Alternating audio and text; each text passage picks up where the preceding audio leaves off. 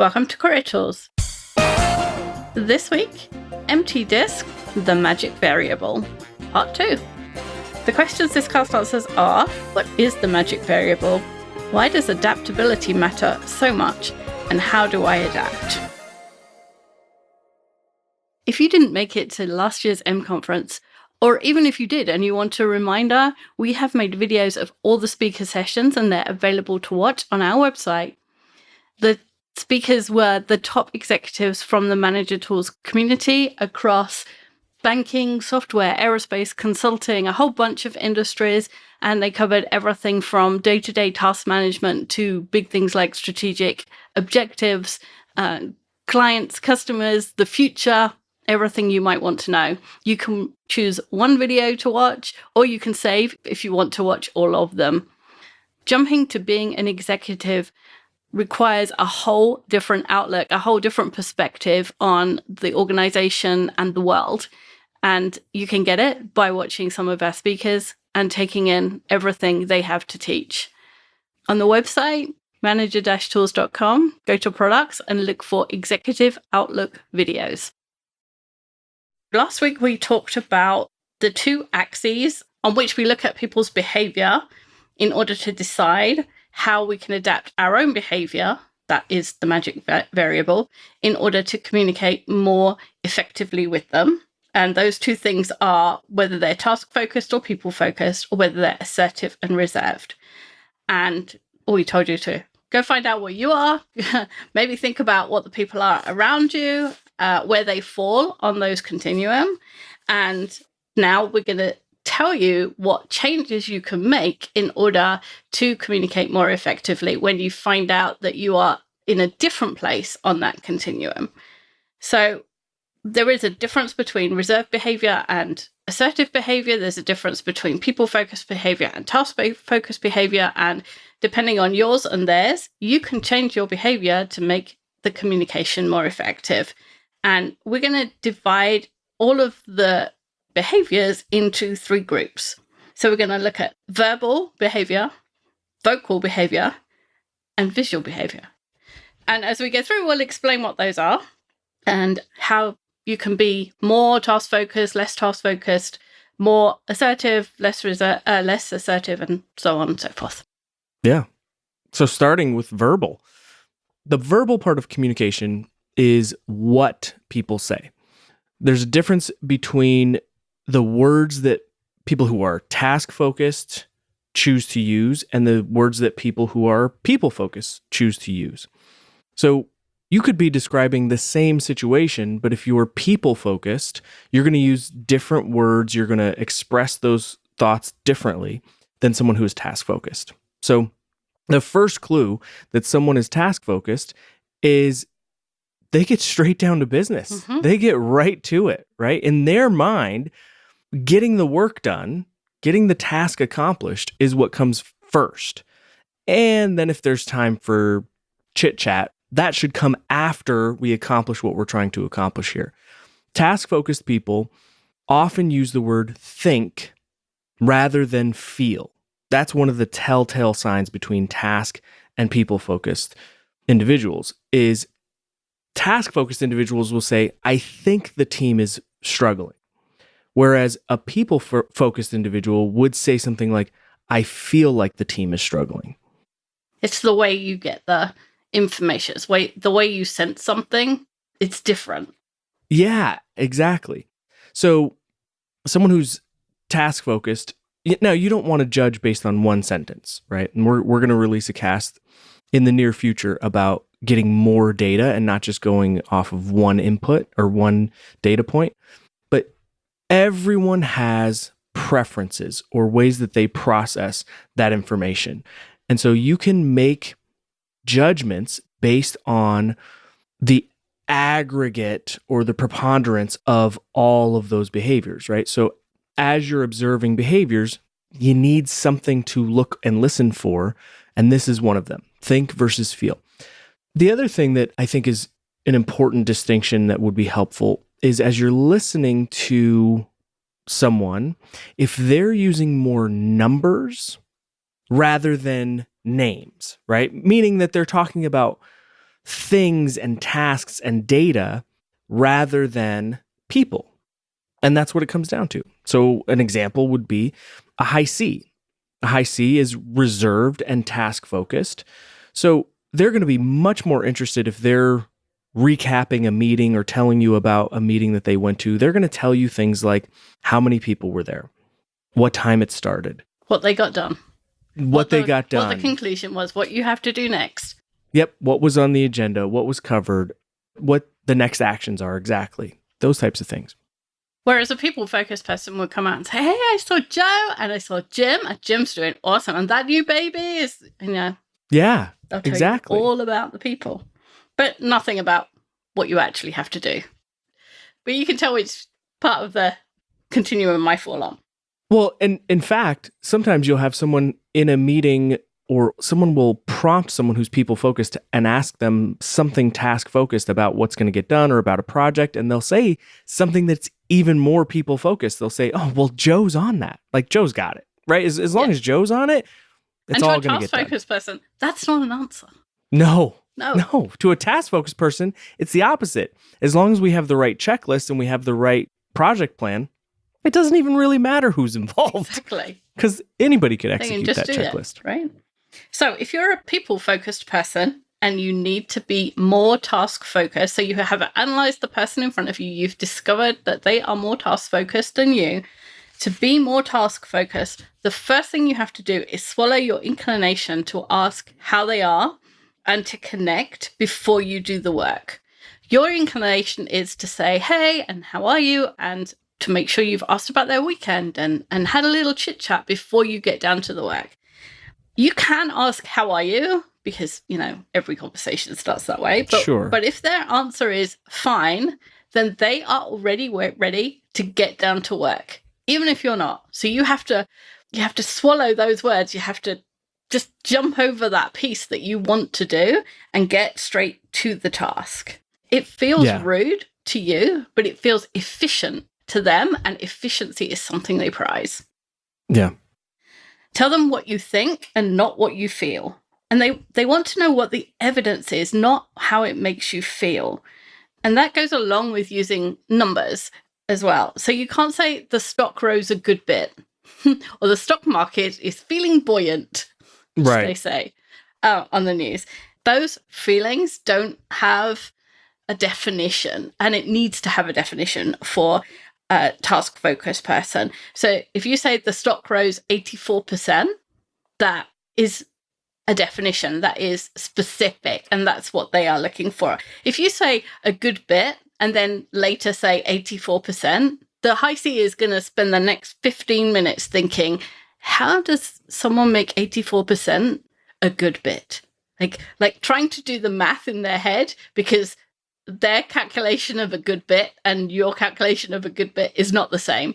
So just start with the number, and you will have their attention rather than losing their attention while they either think about that in their heads or think about it out loud and argue with you that a good bit and 84% are not the same thing. Yeah. And if you're people focused, you may listen to this and you may tell yourself, well, there's certain things you can't quantify. There's certain things you can't put a number to.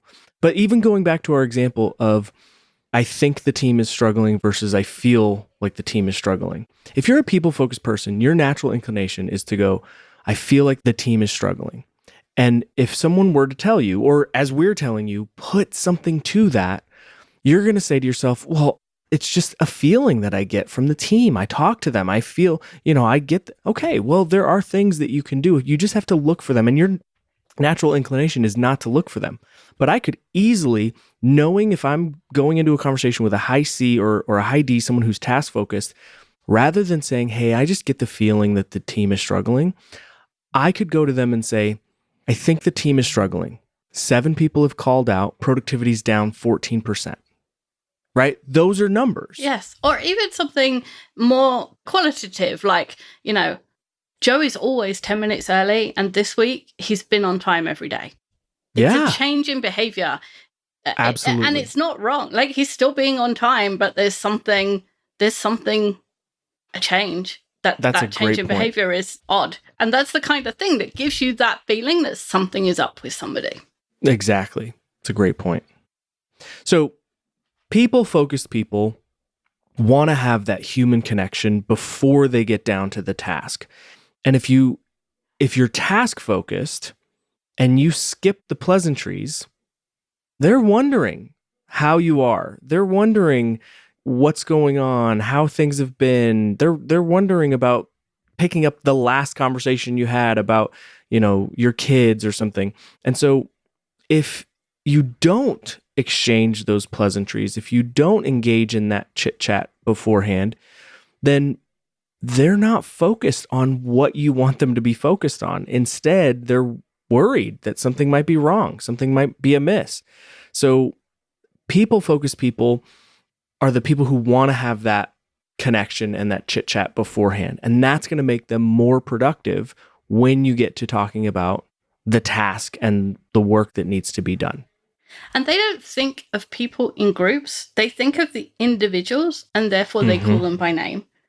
So they don't say the Spillman family. They would say Andrew and Amanda and Hayes and Lincoln and AJ, because they think of them as individuals. They don't say the development team. They say those people's names. And finally, they experience the world as having an effect on them. The world makes them feel something. And so they will describe the world as making them feel something, or as giving them the feeling, rather than using what they think to impose their will on the world, which is what the task people do. Yeah, it's a great point. So if you want to be more people-focused, first of all, ask them how they are, how their weekend was, how their vacation was, how their children are, before you get to the work. And again, just like the task-focused people have to do with you, and they have to swallow this part if they want to get straight to the work, you have to be patient and wait for the answers and genuinely listen to them, because you're going to have to remember this for next time. You are going to have to remember that this child was sick, and that next time you're going to have to say, is he better or is she better? So you actually have to listen, make notes if you have to. I do. But you can't pay lip service to this. You can't ask the question and then don't listen and make it obvious that you're just waiting for them to stop talking. That isn't building the relationship. If you're willing to invest in this and willing to invest in doing this behavior in order to get a better relationship, then you have to follow it through, and that means actually listening. And I think sometimes people who, especially if people have combination profiles, when I talk to folks about doing one-on-ones and taking notes in one-on-ones, when I talk to managers about this, sometimes there's a feeling from a lot of people who say, well, I feel weird about writing someone's kids' names down or spouse's names down. I feel like that, maybe that's, contrary to the spirit of active listening and trying to remember that stuff. And I go, well, here's the thing. I get it. But if you're a task-focused individual, you should leverage that to a degree, right? And there's one of I think one of the best podcasts we have is building and maintaining a network. And if you're task-focused, sometimes you have to make relationships a little tasky. You have to make create tasks to foster the development of your relationship with people. And this is just like that.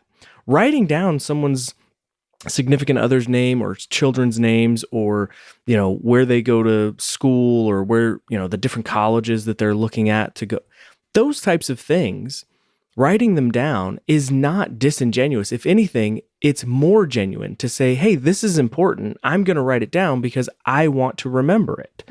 Right? Absolutely. Yeah. Right. We got to get over that. Yeah.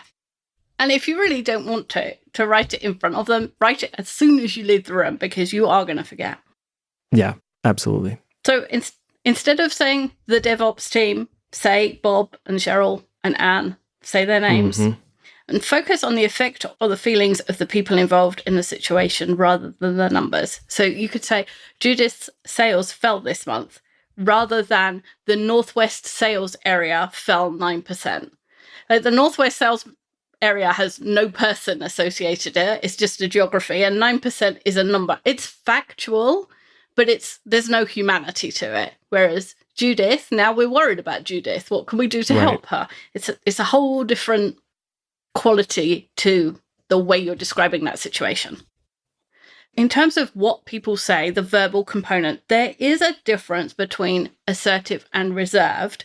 The difference is more subtle. It's harder to see, and or at least hear, and it's harder to change. So for now, we're going to leave you with the task focus versus people focus, because it's much easier for you to make that change and get some results from it. And by the time you've got through this one and vocal and visual, you'll be so good at this that you'll be able to do assertive and reserved on your own. Have you ever had a new hire that didn't exactly work out? It's not only that they're not working out, they create more work for you when you were supposed to have less work. If this is the case too often in your organization, you may want to have us bring the effective hiring manager to your team. We focus on effective hiring skills in concert with an organization approach, with the purpose of better hires, producing results, and solid retention. We also teach onboarding techniques that span from acceptance all the way through to the first 180 days of employment. We believe there's an organizational responsibility for hiring, not just the HR department or the recruitment department or the talent management department. If you're the manager, you want to have input on that. And we're going to teach you how to do that, what you want to have input on, what you need to do, what you need to ask, and how to decide so that you don't have that moment of, I really wish I hadn't hired this person. Let us work with a group of professionals across your hiring managers, peers, HR, recruiting, and others who can all play a part to ensure you have the right hire. For more details, contact Maggie at manager-tools.com. The next kind of bucket that we're going to talk about is vocal behaviors. So the vocal part of communication is how people say what they say. And the differences here can really be seen between assertive profiles and reserved profiles. So assertive profiles speak more loudly. They speak more quickly than the reserved profiles. And this is a distinction I think that sometimes is difficult as you're trying to evaluate other profiles, is there's a little bit of relativity here, right? Because your volume of speech is subjective relative to other people's volume of speech, right? So you've got to think of, not necessarily compared to you or to what you've heard them say in the past, but it's almost like you've got to use all of your experiential data that you have to understand, is this person talking more loudly or more softly? Are they talking more quickly or more slowly? But I'll tell you, assertive folks, assertive profiles, they want to speed the world up, right? So they want it, whether they're assertive and task focused, so high Ds, they want to get to the next thing. They want to accomplish the task. They want to get something else across the finish line. High Is are also assertive, but they're people focused. They want to connect faster. They want to get to that connection quicker, right? So they want to speed the world up. They don't even necessarily wait until the other person that they're talking to has finished speaking. Because if they think they understand where the sentence is going, they don't hesitate to jump in, to interrupt, to get to that next point in the conversation or point in the progression of the conversation. And if it speeds the conversation up, they don't mind if you interrupt them. I often have people in sessions who say, well, Andrew, I've got a high D boss, and you say they don't mind being interrupted. I don't know. That hasn't been my experience. And I have to break it to them. That's probably because what you're interrupting them with isn't as important or doesn't move the conversation along as quickly as they would like, or as what they're saying does. So that's probably why they either, didn't like being interrupted or didn't appreciate that interruption. But if you know that that's why they're speaking so fast and that's why they're getting to the next point, then you can interrupt in a way that makes sense to them. And then they're totally fine with it. In fact, I've had a lot of high D bosses or high D colleagues that go, oh, yes, good point. Yes. Okay, good. That makes sense. Now we can stop talking about that. Exactly. And that's helpful. Yeah, that's how I feel. So if you want to be more assertive, you don't need to shout, but you can speak with more volume than you normally do, and more volume probably than feels comfortable for you. And you can judge how loud you need to be by how loud the assertive person is being. You are probably thinking this person is too loud, and this person is thinking I am being quite loud enough. So you can be that loud because that's what they think is normal. You can speak more quickly, and you don't need to be precise or say exactly the right thing with an assertive person. They are much more comfortable with you going back and redefining something. They tend to charge ahead without having a plan, and therefore their whole life is about 2/3 of the way time it works out, and 1/3 of the time I have to go back to the beginning and start over. And so they're okay with that.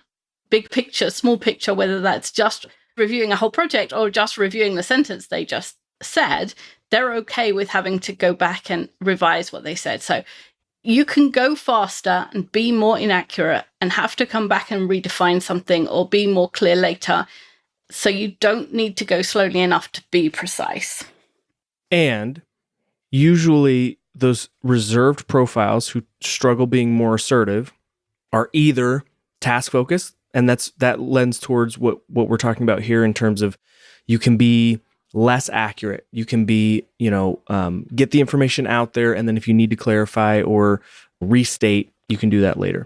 The other side is reserved and people focused. So high S's.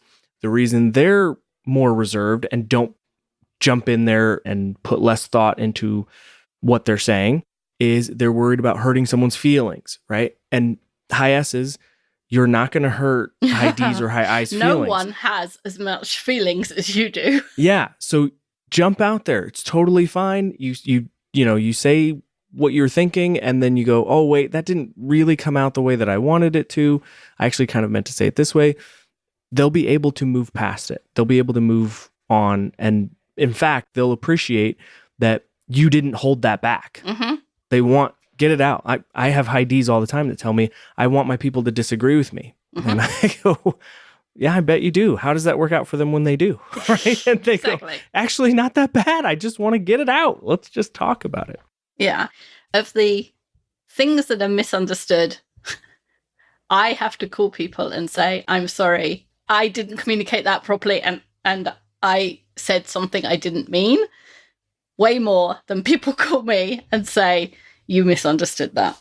Mm-hmm. Because I, as a high D, am much more likely to say something that I shouldn't have. Because I say things fast and then I don't think. It's probably easier for you to do those two things in terms of speaking faster, speaking louder, than it is for you to interrupt people. If you have politeness bred into you, it's very difficult to start interrupting people as an adult. It's like taking something from someone and not saying thank you. If you've been slapped every time that you didn't say thank you as a child, you just can't do it.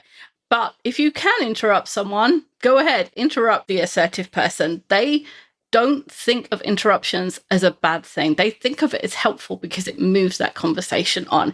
And if they interrupt you back, that's absolutely fine. This conversation is going along on double speed, and that's excellent. That's twice as good. Yep. So in terms of reserved individuals, they are more cautious when they speak. They want to make sure they say the right thing. They want to make sure that they, as we just talked about, protect people's feelings, and they want to take their time and make sure they know what they're going to say before they say it, and in order to ensure they achieve what they were looking for, right? Getting the accurate information across, or making sure that they say the right words that don't ruffle feathers.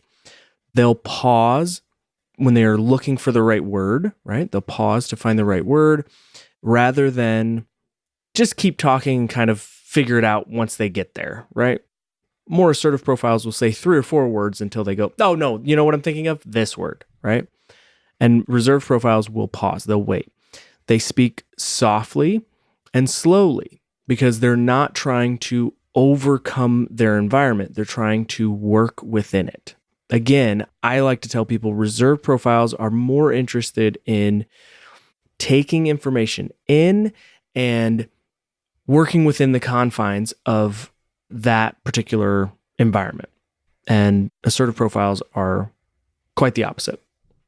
So to be more reserved, lower your volume. So you high D's and high I's, you don't feel like you're talking loud. You think that's the right volume to talk at. But high C's and high S's, your more reserved profiles, they think you're shouting, even when you're talking at your normal volume. Now, you can also limit your interruptions. So stop interrupting. Take a breath when they stop talking. That way you have a little bit of a buffer between when they're done talking and you start talking. Sometimes you'll find they hadn't finished. Maybe they took that pause to find the word and they're not done yet. So you'll have to wait a few more seconds, right? On a good day, you might learn something that you wouldn't have otherwise. If you really can't hold in the interruption, then saying, I'm sorry, I interrupted you is not as good, but it's 75%. If you can get the awareness that you're doing it, even if you can't stop it, and you can start apologizing for it, that gets you somewhere with the more reserved types. Oh, absolutely. And Andrew, I'm sorry, I just interrupted you. So slowing down when you talk is definitely more difficult because most people don't even really think about how quickly they speak. Quick or fast, right? Quick or fast. No. Quick or slow is what I meant to say. So quick or slow, most people don't really understand or process how fast they speak. If you've already got lowering your volume and not interrupting mastered, then start trying to slow down. And again, as Wendy mentioned, these are behaviors that not only are you, I would assume that most people listening to this are adults. And so these are ingrained into your day-to-day. We communicate so much, right? So these are ingrained into your behavior every single day. And so it may be such a drastic departure from what you do that slowing down feels like you are taking a lifetime to get a sentence out. And to them, they don't notice it at all. It doesn't feel like that, that long, arduous process that it feels like to you. It's amazing. I was working on not starting every sentence with so, which is a habit I have when I was at Toastmasters. And I gave a speech and tried to not start every sentence with so. And every time I started, I had to have a little pause where in my head I said so, and then I could say the rest of the sentence, because if I didn't say it, I couldn't hear the rest of the sentence in my head. And when I gave the speech, it felt like, to me, like I was doing it every single sentence, and it took forever for that word to go so that I could say the rest of it. And the feedback I got was, it was really good that you paused between the sentences. It was perfect. We had a chance to keep up with you. And I was like, it's such a different, people have such a different perception from what you have in your head of time, of the way you speak, of the speed and the loudness and all that stuff. What you hear in your head is so different. Oh, absolutely. So again, there are differences between people-focused people and task-focused people on the vocal scale, but it's way easier to see the assertive and the reserved behaviors, and it's way easier to change them. So that's why we're just giving you that access for now. And the last part of this is visual. So that's obviously what we see people doing when they communicate. In this, there are differences which you can see, because it's visual, between the assertive and the reserved styles, and between the task-focused and the people-focused styles. So we'll start with assertive and reserved, and then we'll do task-focused and people-focused, because that bit is really easy. So we'll do the difficult bit first.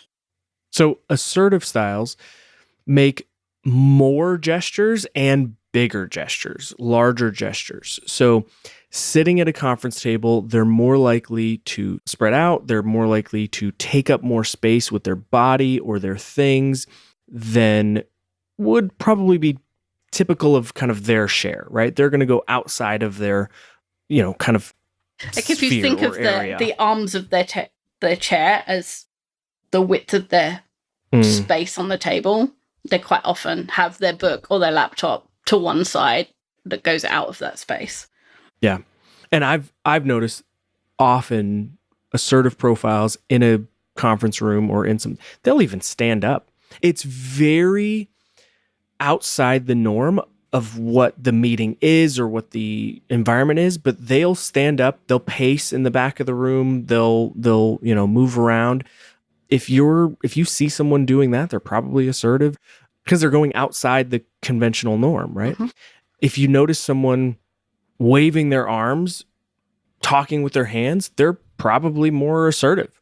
And if it sticks out to you, there's a good chance that you're more reserved because it's alarming to you. Mm-hmm. It's like, whoa, what's going on?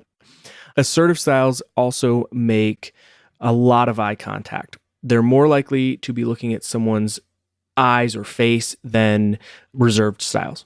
Particularly when it's something pointed, it's something difficult. Whereas a high C or a high S will look away at the difficult parts. I's and D's will look at you. Yeah. So to be more assertive, it is slightly, I think, easier to make more eye contact than it is to suddenly start making bigger gestures, because it's only one behavior as opposed to using your whole body. So instead of looking away or looking down when you think, look up and look at the bridge of the person's nose. And it's weird, but the assertive styles will immediately notice an increase in their connection with you and feel more positive about the interaction, even if you feel more uncomfortable. Oh, yeah, absolutely. They'll feel that level of comfort, or what they'll get from you is that level of confidence in what you're saying, and that goes a long way with them. Yeah, this is sometimes tough. I tell people in groups all the time, if this is a struggle for you, as soon as you feel uncomfortable and start to look away, don't hold eye contact for just a few more seconds, then look away. Yeah. So just practice extending that. You're going to be uncomfortable, but it's not going to be weird, because to them, it's weird that you're not making more eye contact. So the reserved styles keep their gestures within height and width of their body.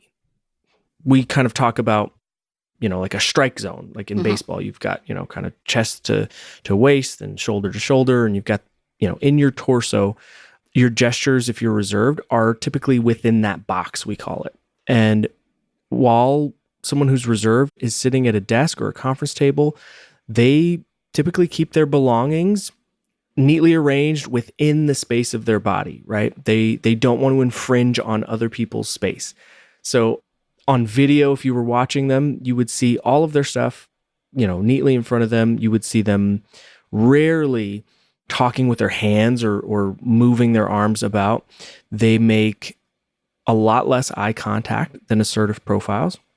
And they look away when they're thinking about what their next sentence is going to be, what their next thought is going to be. So that's what you would see. You would see kind of the opposite. So to be more reserved is easy, in inverted, I just did those, what do you call them? Air quotes, inverted commas. Oh, yeah. Because all you have to do is moderate your gestures and your eye contact. Because reserved styles think of assertive styles as too much, too loud, too talkative, too wild, too close, and too overbearing, and too everything else. So all you have to do is reduce all of those behaviors. You just tone down everything you're doing, and the reserved person will start to feel more comfortable. And it's really hard to tone down everything. So start with something. Start by making less eye contact, or start by trying to keep your arms a little bit closer to your body when you make gestures. That will help them feel less like you're taking up all of the space in the room. Mm-hmm. The difference between task-focused people and people-focused people visually is easy. Task-focused people smile less. People-focused people smile more. That's it. To adapt to the opposite style from you, you just have to smile more or smile less. That's the easiest one there is. So easy. Yeah, if only smiling more was easy.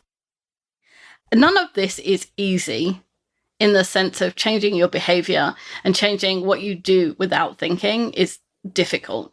But none of it is complicated in the sense of smiling is something you know how to do. Changing how you communicate in general is difficult because you've had however many years on the planet to build the habits you have. But it is worth the attempt if you want to communicate more successfully. You don't have to be a perfect copy of a high S if you're a high D, or a perfect copy of any of the other styles if you're a different one. You just have to make some effort to communicate more in the way that they prefer.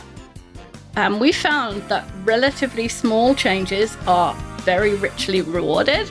And when you start to get some of that success, you want more and you're willing to do more. Absolutely. Thanks, Andrew. Thanks, Wendy. That's all for this week. We'll be back next week with a new topic. Bye, everyone. Bye, everyone.